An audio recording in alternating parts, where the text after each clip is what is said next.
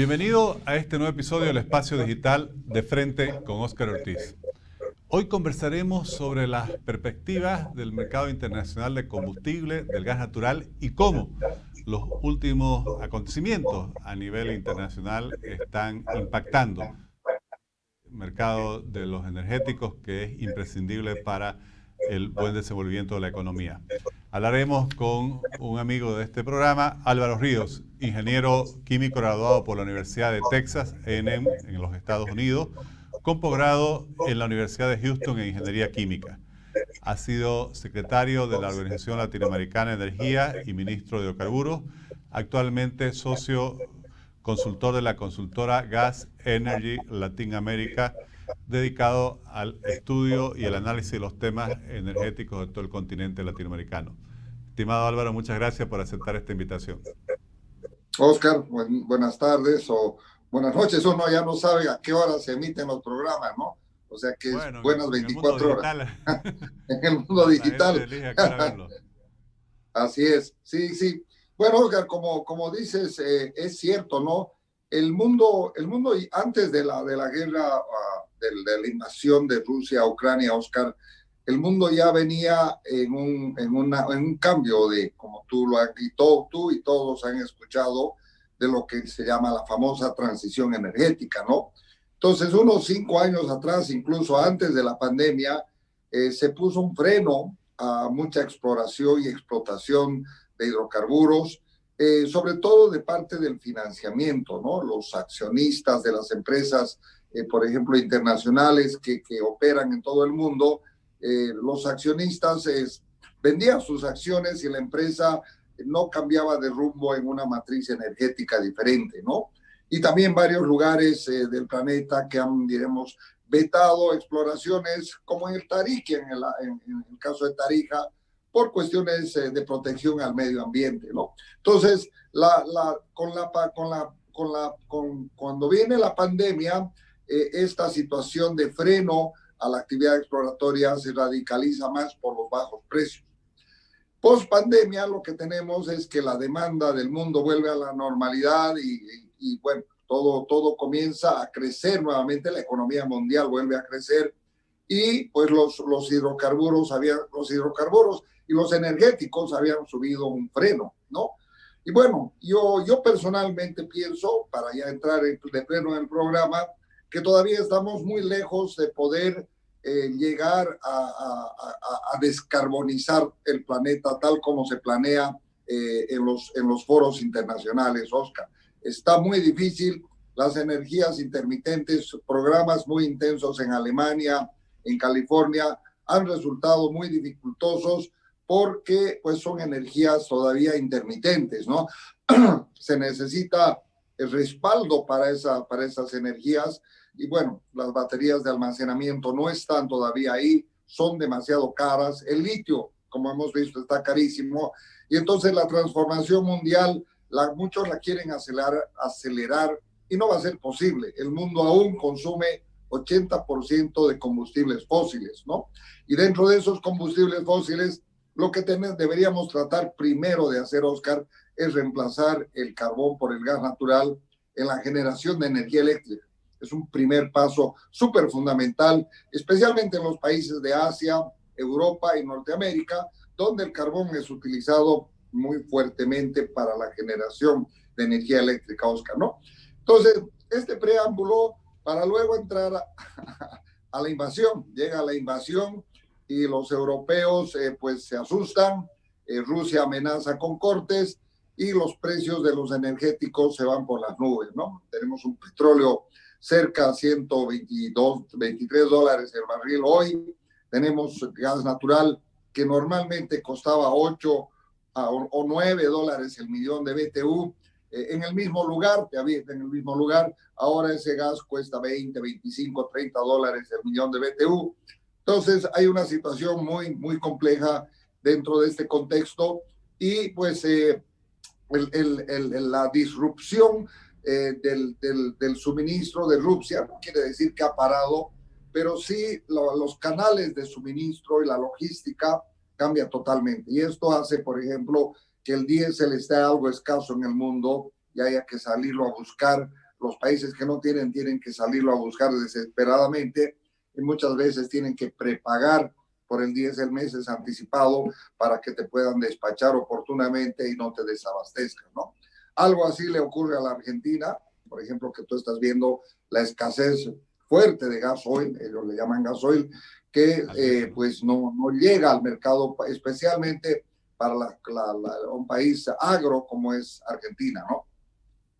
Claro, Álvaro, entonces son muchos factores que se suman, ¿no? Porque es verdad, has escrito varios artículos ya desde hace tiempo señalando que se quiso dar muy rápido el salto hacia la transformación de la matriz energética y se dejó de invertir en la exploración y desarrollo de nuevas fuentes de petróleo, en fin, de gas, pero obviamente todavía no estaba la alternativa lista. Después viene la pandemia, viene la crisis en la cadena de suministro, ahora la invasión de Rusia a Ucrania y la guerra resultante. Entonces hay un problema que no es tan pasajero, Álvaro, por lo que entiendo de tu explicación, sino que va a complicarse la posibilidad de abastecerse en el mercado internacional de este combustible. Así es, Oscar. Y eso nos pesca ahora a Bolivia en un momento complicado, ¿no? Porque en primer lugar, pues el país no puede explorar solamente con YPFB y las empresas internacionales que están presentes en Bolivia tienen que decidir con lo poco que tienen o lo poco que pueden invertir, dónde lo van a invertir. Tú sabes que pues Bolivia no es el lugar adecuado por la seguridad jurídica, porque se ha hecho un proceso nacionalista, porque YPFB es un ente muy difícil de lidiar para llegar a acuerdos, no se paga los compromisos que se hacen. Entonces, bueno, la inversión privada básicamente está muy limitada en Bolivia, yo diría escasamente limitada a 2 o 3 pozos muy pequeñitos por la empresa Vintage Petroleum. Y luego tenemos un solo pozo exploratorio, Oscar. Este es el problema. Tenemos el pozo Itacaraí, que es en unos 2 o 3 meses más, sabremos si es positivo o negativo. Y este pozo, pues de ninguna manera nos va a brindar, diremos, un alivio a la declinante producción que tenemos, ¿no? No es que no se ha perforado en Bolivia, Oscar, esto te quiero manifestar. Ha habido varios intentos, algunos por empresas privadas, escasos, y yo diría un buen ramillete de unos 8 o 9 pozos por YPFB que han salido todos secos. Entonces, esta industria es así, de cada 9, 10 sale uno positivo, y en este caso, de los 12 que se han perforado, 13, todos nos han salido desafortunadamente no positivos. Y en este contexto es que tenemos una fuerte caída, Oscar, del gas natural, todo el mundo ya la sabe, hemos cosechado y hemos ordeñado muy rápidamente las reservas descubiertas hace 25 años atrás, y ahora nuestra producción pues de 61 millones de metros cúbicos día se ha bajado a 41, ¿no? Hoy se anuncia en el periódico El Deber o en los medios que ha entrado en producción el Margarita X10. Sí, va a subir la producción 2 millones, es un pozo de desarrollo, pero no es nada más que abrir más rápido la pila de tu estanque para vaciarlo más rápido. Entonces vamos a tener un incremento de producción, pero el estanque se va a vaciar más rápido, no es un pozo de desarrollo, no es un nuevo descubrimiento, ¿no? En este contexto es que asociado al gas natural, Oscar, vienen los condensados, que también están cayendo, y la producción de petróleo que también está en declino, y esto nos trae a la consecuente importación de los combustibles que tanto se habla últimamente, ¿no? Principalmente diésel, porque no tenemos crudo pesado, pero tampoco gasolina, con el cual ya estamos importando casi el 50%, Oscar. Y en diésel estamos alrededor del 70-71%. Y entonces esto le trae en momentos de precios elevados y caída de producción, le trae el doble efecto. Tengo que importar más volumen y a mayor precio.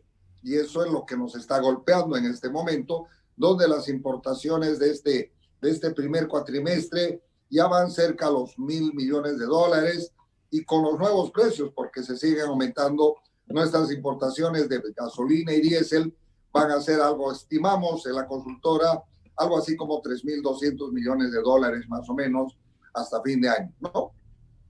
Este es un escenario. ¿Sería mayor Sí, el costo de la importación de estos combustibles que lo que recibimos por la exportación del gas? así es, ¿no? Definitivamente vamos a tener es el primer año que vamos a tener lo que yo diría un déficit energético en materia de la balanza comercial energética del país, porque las importaciones de gasolina y diésel pues van a ser mayores. Yo estimo en este momento, es un estimado, Oscar, no es un número concreto, pero hasta fin de año, con los precios que estamos del gas, lo que se ha recaudado adicionalmente por la venta del gas, igual vamos a estar unos 300, 400 millones de dólares en déficit energético, por lo menos este año. Y el próximo año no va a ser mejor, porque no tenemos visos cómo recuperar la producción. Entonces, ese es el tema y el escenario complejo de Bolivia. Y la pregunta que me planteo, Oscar, y se le he planteado a algunos medios, tú me has escuchado, es, ¿podrá Bolivia por los 30, 40 próximos años importar todos sus hidrocarburos? O sea, podría importar del total del diésel, el total de la gasolina. En 2 años más, año y medio más, vamos a comenzar a importar GLP. Y si no hacemos nada, en 10 años más estaremos importando gas natural. Entonces, ¿qué vamos a hacer cuando nuestra factura por los combustibles que tú llamas, yo le llamo los energéticos, tengamos que importarlos a precio internacional, todos ellos con una factura de 5,000, 6,000, 7,000 millones de dólares, y tengamos que además subsidiar en el mercado interno? Tú que eres economista, entiendes mejor lo que te estoy planteando, ¿no? Esta es una figura muy cambiante de un país que era un neto exportador de energía. Importábamos muy poco, exportábamos mucho, y esta situación se revierte muy rápido debido a que hemos tenido una fallida política exploratoria, Oscar, que tú sabes que la vengo diciendo desde el 2013.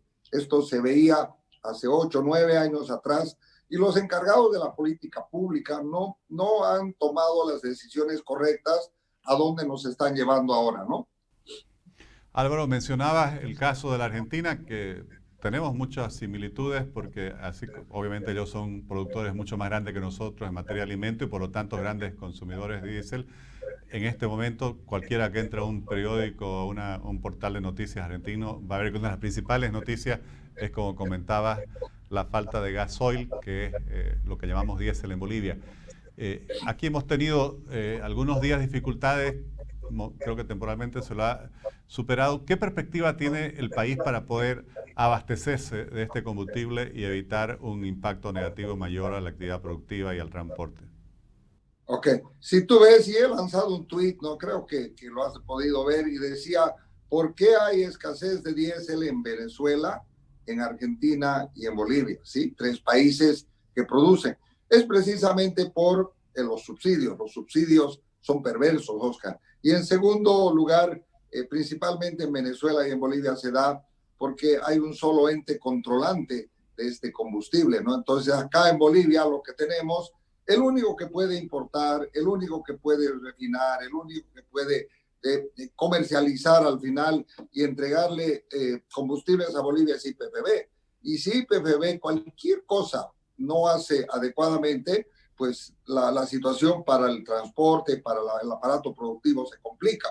Déjame decirte que en Perú, esta anécdota es muy importante, el faltante de gasoil que hemos tenido, de fuel oil, de diésel oil que hemos tenido en Bolivia, se debe a que Petroperú en Perú, por el presidente Castillo y un nombramiento de un gerente, perdió una calidad crediticia, y los barcos estaban ahí cerca del puerto del Callao listos para, ¿cómo se dice?, para desembarcar, pero Petroperú no pagaba.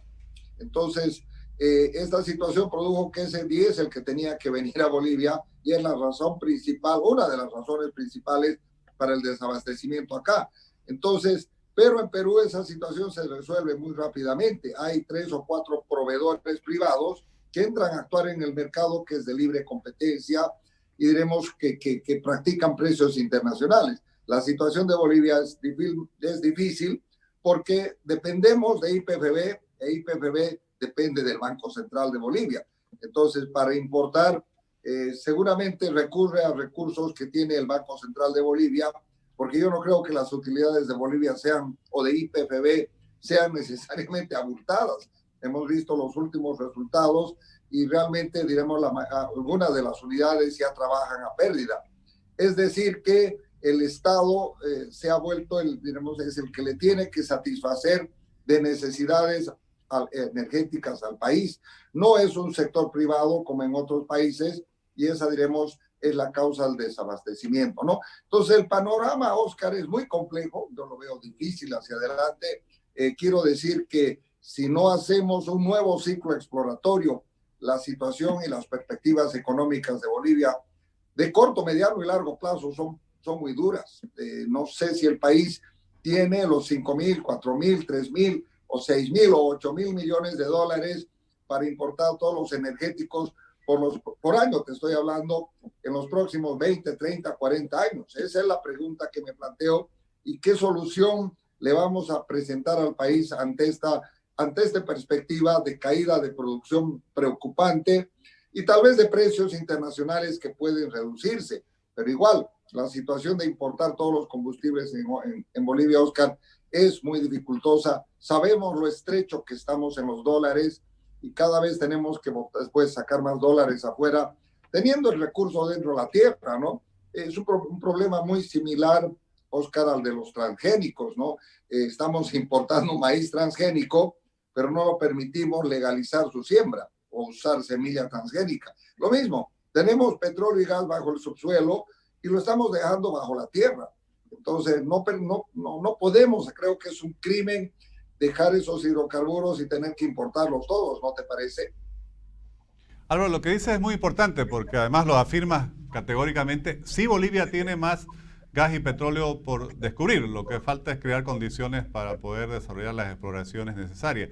Y ahí quería preguntarte, especialmente en el caso de los pozos de petróleo, de los que sirven, petróleo pesado, que sirve para producir diésel, que yo conozca ya hace muchos años, quizás décadas, que no hay un descubrimiento importante porque tampoco hay los incentivos necesarios. ¿Qué es lo que tendría que hacer el país para volver a desarrollar reservorios de petróleo?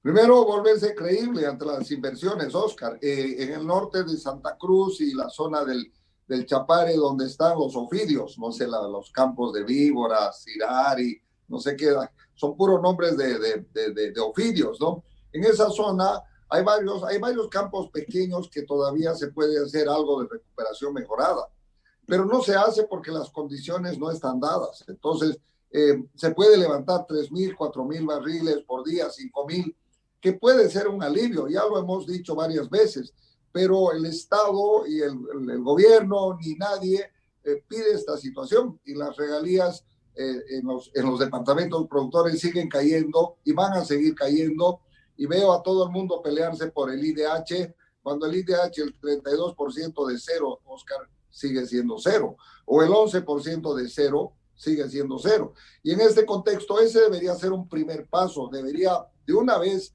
el gobierno con IPFB ponerse de acuerdo y dejar que el sector privado internacional, empresas chicas, hagan el desarrollo intensivo de estos campos menores y poder levantar la producción, como te digo, 3,000, 4,000, tal vez hasta 5,000 barriles por día, que nos daría un alivio temporal, ¿no? Porque esos pozos son de recuperación mejorada y hay que levantar la producción y se caen muy rápido también. Pero la situación de largo plazo la ha dicho el ministro Molina, la ha dicho el presidente de IPFB y le han jalado las orejas por decir que necesitamos un marco de incentivos mucho más atractivo, de manera que no nos quedemos sin petróleo, sin gas natural y sin condensado y tengamos que importarla. Esa es la sustitución estructural, Oscar. El etanol al 10% es 10%, no es diremos, una solución estructural. Podemos hacer un poco de biodiesel, tampoco podemos producir todo el biodiesel en Bolivia y ponerlo como aditivo al 10%, no sé, 15%. Pero la solución estructural, Oscar, y está planteada no solamente para el gobierno, sino para el sector transporte, para los industriales, que tienen que comenzar a ver esta situación desde pensar diferente. No es posible que el Estado siga importando todo y nos siga subvencionando como le está haciendo yo diría, en los próximos 5 años. Algo va a pasar y luego vienen los golpes de crisis muy duros y entonces deberíamos estarnos preparando trabajando ya en un nuevo marco jurídico, Oscar, que lo único que te va a dar los verdes o los dólares o la inversión que el país necesita en materia de exploración y que tiene características de riesgo, ¿no? Ahora, con el tema del cambio climático, el entorno internacional es aún más complejo para atraer inversiones porque muchas de las grandes corporaciones del rubro ya no tienen previsto invertir en nuevas exploraciones de combustibles fósiles, sino se están yendo a otro tipo de energías alternativas. ¿Crees que tendría que hacer Bolivia para, a pesar de esta tendencia internacional tan fuerte, que obviamente tiene un consenso a nivel global, poder atraer inversiones que permitieran ayudarnos a resolver este problema? Oscar, muy difícil que traigas inversiones de empresas que están fuera del país. Todavía, felizmente, y digo felizmente, en Bolivia hay un ramillete de empresas, tú bien las conoces, Petrobras, Repsol, está Total, está Shell, está Vintage y una que otra más que no recuerdo, creo que Pluspetrol. Estas empresas, si tú les das las condiciones, ya están operando acá, tienen producción todavía en el país y no se han ido. Si tú les das las condiciones, si te sientas con ellas y negocias un plan, decir, ¿qué necesito hacer para vos? Te voy a dar un ejemplo. Hacer el IDH 0 por 10 años y cobrarlo después, lo que se llama un tax holiday. Eso mejora tremendamente la tasa interna de retorno. Tú le entiendes bien a esto porque a la empresa le da un mejor flujo y eso la anima a hacer inversiones. Pero eso tiene que ser serio, tiene que ser respaldado y tiene que tener la garantía de que eso se va a cumplir, ¿no? Entonces, para que eso logre una inversión de 2.000, 3.000, 5.000 millones de dólares que necesita el país en materia de hidrocarburos en los próximos 4 o 5 años. No necesitamos inversión de 300 millones de dólares o 200, como nos plantea IPFB. Entonces, la situación es compleja y las manos está en manos de nuestros gobernantes y también de la oposición de pedir que tan importante, Oscar, es un cambio a la justicia.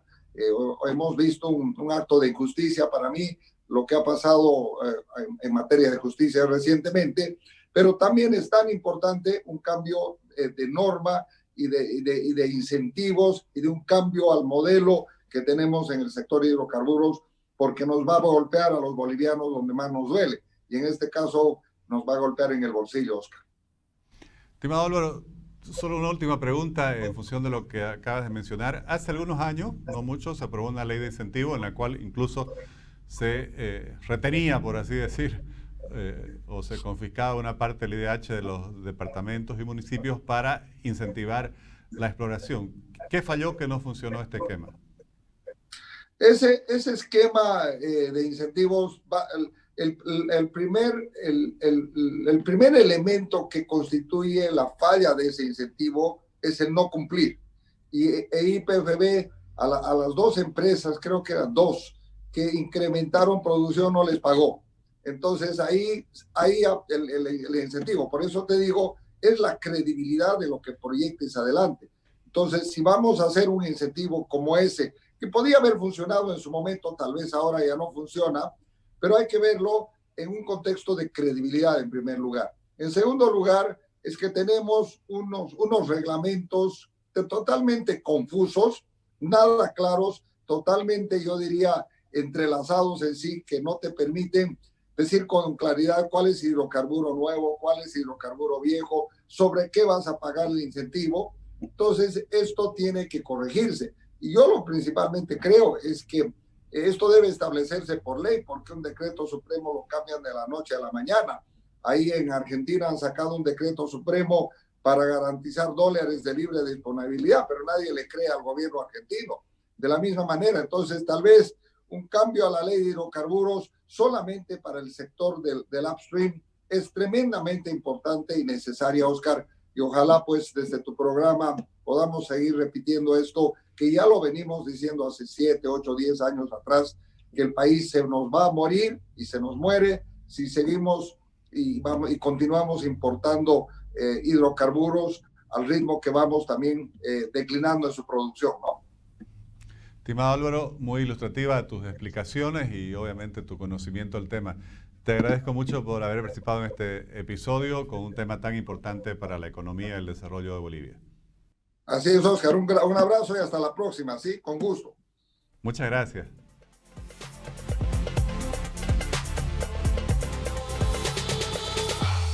Definitivamente se van complicando las perspectivas en la seguridad energética del país, y sin seguridad energética tampoco hay perspectivas económicas que sean favorables para el progreso y el desarrollo de la nación.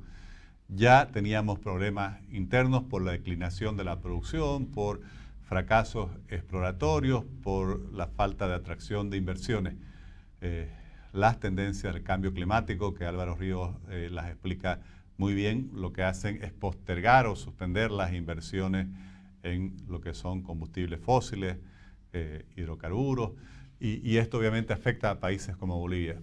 Además de eso vino la pandemia, la crisis de la cadena de suministro, la guerra en Ucrania, lo cual configura un escenario internacional aún más complejo. Este debate, el de la seguridad energética, la posibilidad de atraer inversiones y sobre todo desarrollar exploraciones con el conocimiento y la tecnología adecuada para tener un mayor nivel de éxito exploratorio, es fundamental y el país debe encararlo, porque de lo contrario vendrán mayores problemas en el futuro cercano. Les agradezco por habernos acompañado en este nuevo episodio del Espacio Digital de Frente con Óscar Ortiz.